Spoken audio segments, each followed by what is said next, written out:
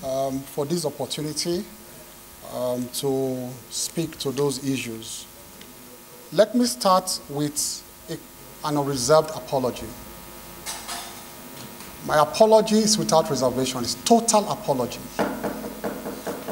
for the misunderstanding that arose between us in my committee at that time at the Night Assembly. I apologize without reservation, total apology. And I pray that, as I have done privately to my committee members at that time, headed by, like I mentioned in my main speech, distinguished Senator Akwashiki, after which the last 2 years of my stay as Minister of State Labor, we had a fantastic relationship. We were visiting ourselves at home. We had a relationship outside the office. It was as good as that. I had done that to him personally and to the committee before, and I do that to the entire Senate at this time. Maybe it was as a result of the lack of knowledge of the fact that this matter had long been resolved between us and the members of that committee. Subsequently, there were so many hearings, budget defense and all that we attended under a very convivial atmosphere. So the apology is without reservation at all. I apologize. There are only two things I just need to say before I go, because we are before the world, one or two things. One is that regarding that program, because when Nigerians hear a figure, their ears go up. Hey, one big figure has been mentioned. No. Regarding that program, every single payment, and I insisted to the past president that it must come from the central bank directly to the accounts of the people who were nominated to receive those funds. And so we as ministers, both ministers in the ministry and the head of the agency at that time that we supervised, never saw one kobo. It was straight, all we needed to do was to generate the list and pass to the CBN. And the CBN paid directly from the CBN account to those individual accounts. Till today, as I see, we did not see, nothing even came to the account of that agency. And today, I make a promise that the entire register of everybody that received that amount per local government, their accounts, their account numbers and BVN, we insisted on BVN. Every detail is available at the National Director of Employment. Anybody can go there and ask for a copy. We have it in a flash and confirm every single one with a BVN number. They are all there for complete transparency. Till today, we did not see one kobo of that. I needed to make that clarification. And like I said, I'm sorry for that misunderstanding.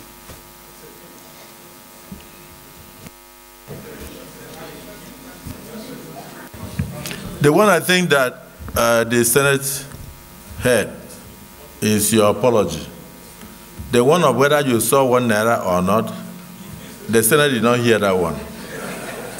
Because if the money went into somebody's account, there is no member of this Senate that will have the password to that account to view whether the money entered or not. And in any case, government is a continuum.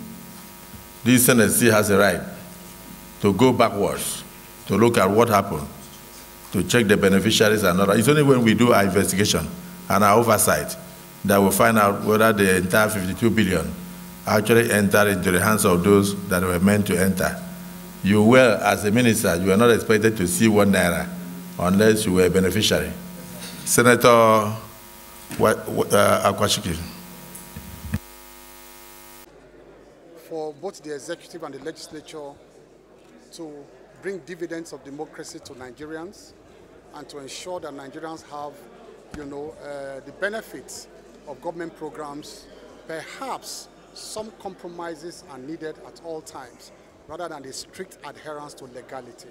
And I think that is exactly the lesson I take away from this. No. That compromises are needed here and there for the purpose, I repeat, for the purpose of bringing succor to Nigerians. Because when people hold, to their sides, because of legality at times, the Nigerians are the ones who will suffer for it. And I think that is the spirit going forward. I want to thank the Senate. I want to thank the Senate President, thank all the distinguished senators for their magnanimity on this occasion. In saying this, because I recall that at that time in question, even the then President, Muhammad Buhari, backed you on that issue. and he told you to go ahead and do the work the way you thought fit to do it. Do you regret standing for the masses at that time? Because your interest was for every Nigerian that was qualified to benefit from that scheme. Well, I just also realized that the senators also had passion for the masses. It was only a different approach that they adopted, but they also had passion. They also had patriotism flowing in them to also serve. And we're coming from, we both all had the same purpose to serve the masses. It was only, like I said, a complete misunderstanding, and we understood ourselves later, and the program went on successfully. Like I said, I repeat again outside here, the program was 97% success. Was it 97% success? We paid almost everybody, not 20,000, 60,000, let me remind everybody. And the records are there. I want to say this publicly today now, that anybody can approach the National Director of Employment under the Freedom of Information Act, and you will see every single payment that was made. I needed to make that point, because Nigerians are always alarmed, you know, when they hear big figures, but they should go and say that the central bank paid directly to all the beneficiaries, directly from the vaults of the central bank. Thank you. Thank you very much. And once my boss, always my boss, at the Ministry of the Niger Delta Affairs. So, sir, my boss, I also present myself to you today to hear your testimonial about me as your mentee in the Ministry of the Niger Delta Affairs, where you were my boss. We enjoyed a convivial relationship when we were both at the Ministry of the Niger Delta Affairs. The Deputy Senate President, all the principals, to my 3 senators from Delta states, Distinguished Senator Ede Dafinone, Distinguished Senator Joel Onowakpo Thomas, and Distinguished Senator Ned Nwoko, who are very, very personal friends to me for so many years, sir. My name is Festus Keyamo. Paternally, I'm from Delta State, in particular, Uwe local government area of Delta State. And maternally, I'm from Ogun State, in particular, Yewa South local government of Ogun State, Ilaro. And I'm also a constituent of Distinguished Senator Solomon Adeola Olamilekon, who is popularly known as Yayi. He's my senator from Ogun West. In fact, he knows I'm from the royal home there, my mom, where they call Ojo Orono in Ilaro. And we enjoy a very, very convivial relationship. I also see so many senators here who are my mentors, my political leaders, who have personal friends over the years, comrades too. I see 3, 4, 5 comrades here who we have enjoyed very excellent relations over the years. I greet all of you, sir. My appearance here today, sir, can only be by the grace of God, sir, and by the special benevolence, and I repeat, special benevolence of our President, President Bola Ahmed Tinubu. And I want to say a special thank you to him for giving me this rare opportunity to serve. In fact, why I say I give all the glory and adoration to God is that on Friday, when my name was announced on this floor, I was already packed. My bags and baggies were already packed with my dad, with my family. We were going on a short vacation. I had given up any hope to be here when all of a sudden they said my name had been announced from Lagos. So I started rushing back, and we had to cancel all our trips to go on vacation. So I give God all the glory and all the adoration, sir. Briefly, sir, I am a member of the INABA, sir. I'm a senior advocate of Nigeria. I practiced law for about 30 years, sir. And I'm also a fellow of the Chartered Institute of Arbitration in the United Kingdom. And so I also practice international arbitration, sir. I was called to the Nigerian bar about 30 years ago, sir. And over this period, sir, I have used the instrumentality of the law in many situations to advance the cause of democracy, sir, and the respect for the rule of law. That has been the story of my life. In fact, coincidentally, sir, when our present president was in exile, fighting for the return of democracy in Nigeria, President Bola Ahmed Tinubu, we were the young lawyers in Nigeria here who were empaneled by my late boss then, the late Chief Gani Fawemi, who were coordinating the release of NADECO leaders who were detained across the country at that time. Many of them. So that was the role we were playing while our president was abroad at that time on the platform of NADECO, also fighting for the return of democracy to Nigeria. So coincidentally, our paths crossed again when I joined the Action Congress of Nigeria in Delta State, just at the cusp of forming the All Progressives Congress at that time. And of course, we were the foundation members of the APC from the ACN in Delta State. Sir, my struggle and battle for the respect for the rule of law also led me at some point, sir, to fight for the rights of the Senate. And I'm sure you all know that, sir. That over the years, I felt that because we had left military rule, that it was important for the military to subject itself to this democratic institution. This is the star democratic institution that we have. When the military, they take over power, they suspend, their first port of call is in parliament, they suspend parliament. So because this is the bastion of democracy. So I felt that if I looked at all the provisions of the law, and I felt the military had to bow to this Senate, had to subject itself to the authority of the Senate. And so on my own, I wrote then to the Senate President, Senator David Mark, I wrote to the then Attorney General Andwaka, I wrote to all of them that, look, this procedure is not right. The military must come here for confirmation before they assume, their duties, the service chiefs. So I went to court on my own volition, and I won the case for this Senate, for the National Assembly, to have a voice in the confirmation of service chiefs. And that's the powers you are enjoying today. And that is the case of Keyamo against the President of the Federal Republic of Nigeria, which I won, and that was how I fought for the powers of the Senate. I've also served as a private prosecutor for the Economic and Financial Crimes Commission for so many years, before I was appointed a minister in 2019. And in that role, I served the country in prosecuting economic and financial crimes, politically exposed persons. And also, as a private lawyer, I represented clients across the country, both the rich and the poor. I represented so many of them. In the course of that, I won so many of the cases. I lost so many of the cases, like all lawyers do. And of course, many of them are still pending in court. This passion for the promotion of rule of law and human rights led me to receive the global award called the Global Human Rights Award by the United States Global Leadership Council in Washington in 2017. I was conferred with this global award. And in 2019, sir, I appeared before this same revered Senate.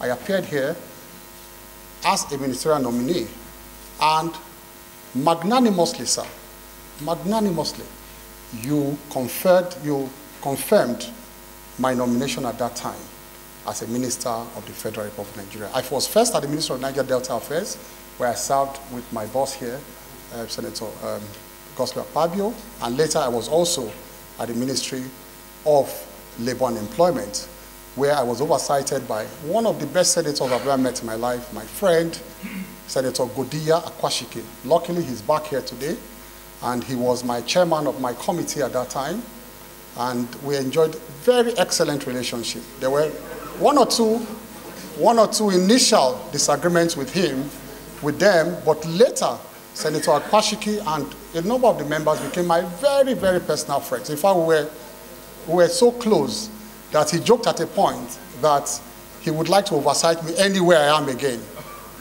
because of the closeness that we enjoy. And thank God he's here today, seated. One of my best allies, best senators I've worked with, Senator Godiya Akwashike.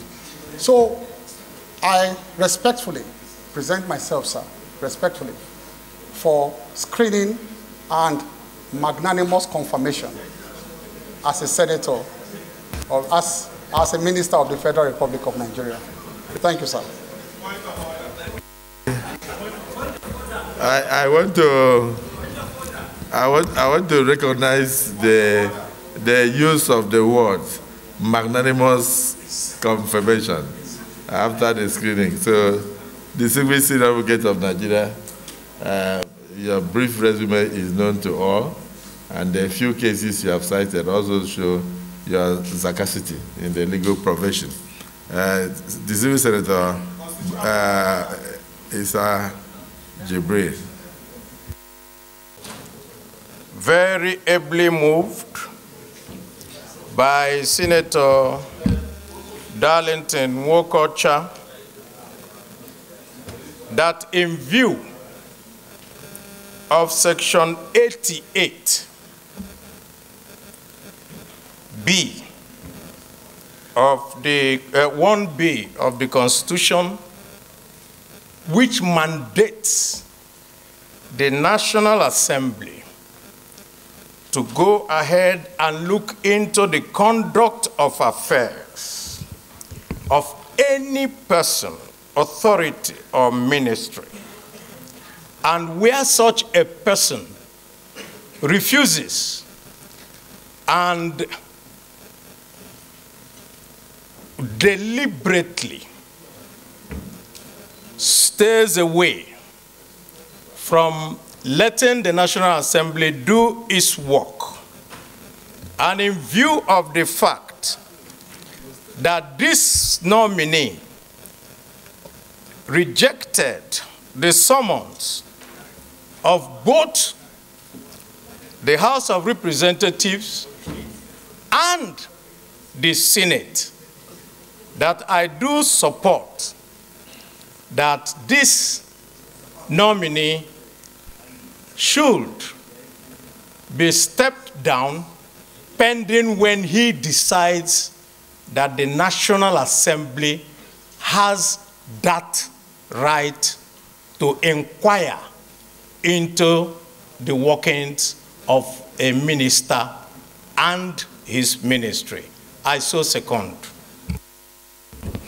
Very distinguished senators of the Federal Republic of Nigeria, may I at this time move that we dissolve into an executive session to be able to iron out some issues. But before that, I guess my first motion should have been based on Order 8 sub 3 of our rules to move for an extension of time for this Senate to be able to sit beyond 2 p.m. This should have happened some 13 minutes ago, but for what was going on. So, sir, please take it that my first motion right now is a motion for extension of time based on Order 8 sub 3 of our rules to enable us clear the other items on the other paper. Thank you, sir. I move that we resolve into an executive session to enable us a closed session, otherwise also known as executive session, to help us iron out some issues. Thank you. Beyond 2 o'clock to enable us continue today's proceeding. As well, second. And no, he will. And okay. Distinguished colleagues, the motion due late has been moved and seconded by the minority leader that this August Assembly do extend its sitting time beyond 2 p.m. Those who are in support of that motion say aye. Aye. Those who are against say nay. The ayes have it. Our sitting period is extended beyond 2 p.m. Minority leader. The Senate leader. Is this your confusion here? Second, the motion that we resolve into a closed session to discuss very important issue with regards to the screening. I so second, Mr. President.